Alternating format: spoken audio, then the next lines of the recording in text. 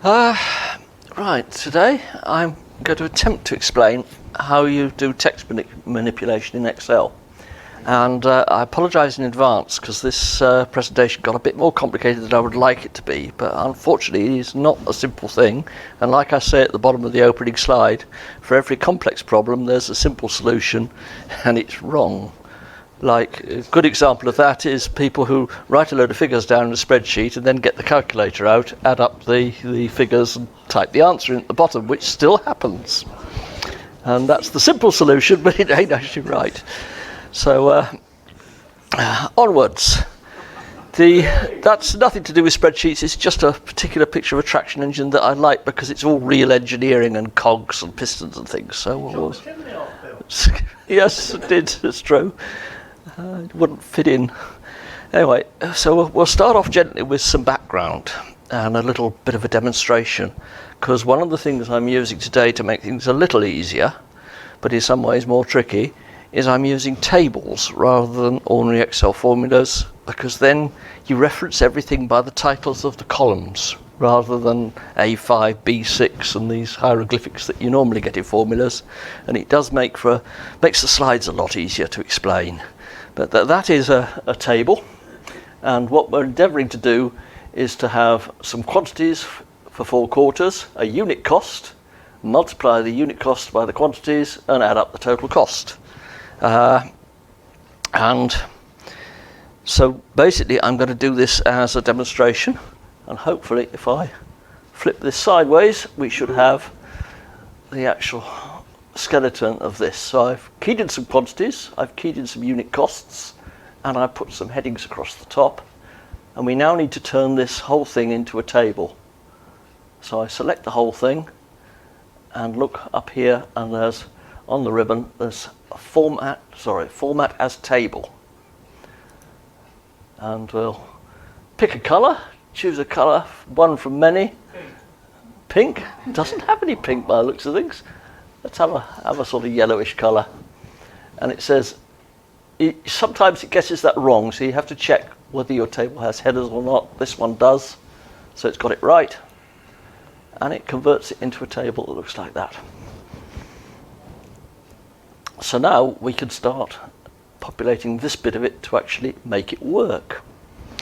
And the first thing I want is the unit cost. So for those who are really new to Excel, to start a formula you always type equals, although you'll have a job to find that out in any of the books because they just don't tell you. But that's all you need to do. Type equals, and we're into, I'm now going to do a formula.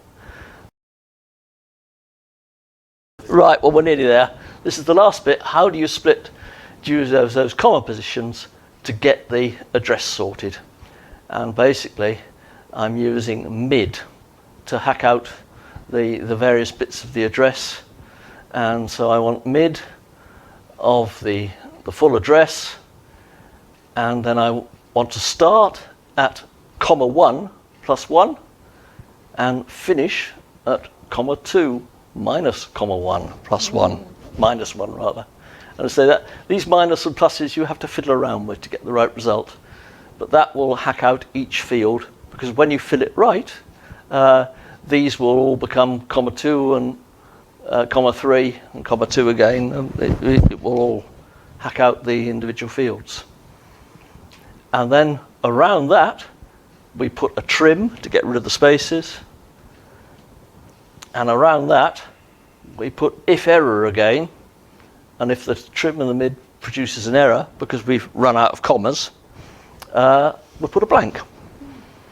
So that's building from the inside out, and all this is in the slides, and I will also be distributing the actual workbook that has them in, so you can have a play.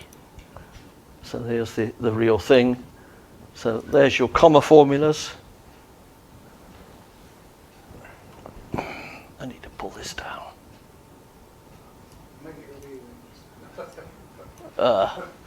Come here.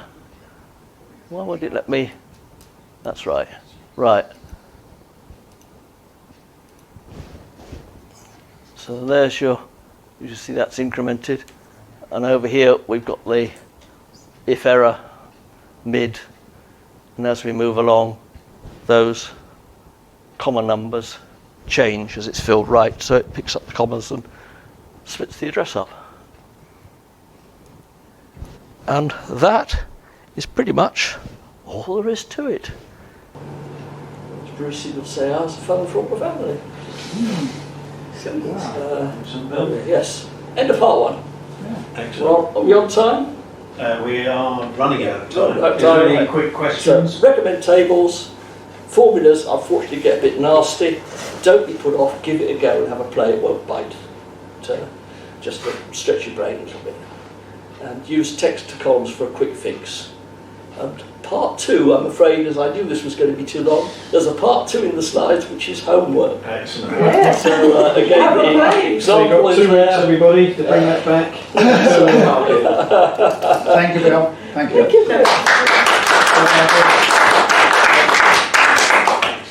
It's like magic, because there's all this stuff. I learned Excel, like so many people. I was self-taught, and I learned it so early on. And every time you get an update, there's all stuff in there that I don't even know exists. I don't even go looking for it, and that's just magic.